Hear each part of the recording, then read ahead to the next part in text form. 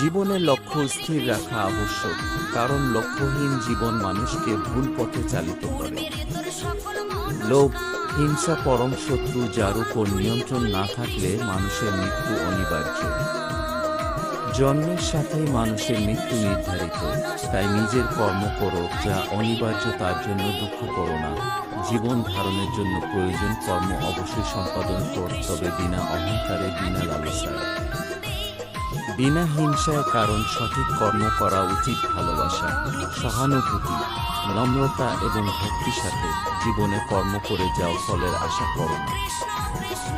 মনের স্থিরতার জন্য শান্তি, ভদ্রতা, নীরবতা, আত্মসংযম এবং পবিত্রতা শিক্ষা গ্রহণ করা আবশ্যক।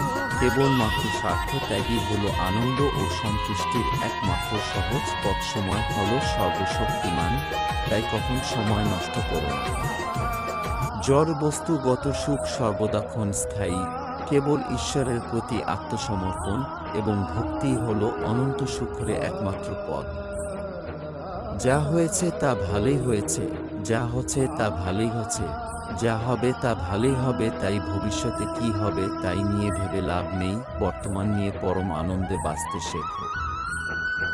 নিজের মনকে সর্বদা কর্মের উপর স্থির করো, কর্মফলের উপর নয়। লোভ, ক্রোধ, হিংসা হলো মানুষের প্রধান শত্রু, যা নিজের অজান্তে জীবনে সবচেয়ে বেশি মূল্যবান জিনিস। সময়ের ক্ষতি করে, কারণ সময় হলো পরম ক্ষমতাবান, যা কারোর জন্য থেমে থাকে না।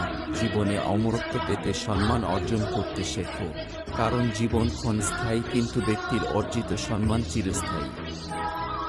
সর্বদা মনে রাখবে, জীবনে যত কঠিন পরিস্থিতি মধ্যে দিয়ে যাবে, তোমার ব্যক্তিত্ব ততই প্রখর হবে। প্রতিটি কর্মের আগে আমাদের কর্মের প্রতি সঠিক মনোভাব গড়ে তোলা আবশ্যক, তবে সেই কর্মকে আনন্দের সাথে সম্পূর্ণ করা সম্ভব। সঠিক উদ্দেশ্য নিয়ে সঠিক কাজ সম্পূর্ণ করাই হলো আমাদের জীবনের পরম সাফল্য।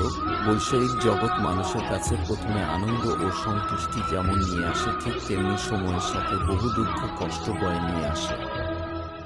কারণ বৈষয়িক সম্পত্তি পাওয়ার চেয়ে তা হারিয়ে ফেলার ভয় ও উদ্বেগ মানুষের মধ্যে বহু গুণ বেশি। বিবেক ও বুদ্ধি হল মানুষের পরম সম্পদ, যা সঠিক সময় জীবনে সঠিক দিশা বেছে নিতে সাহায্য করে।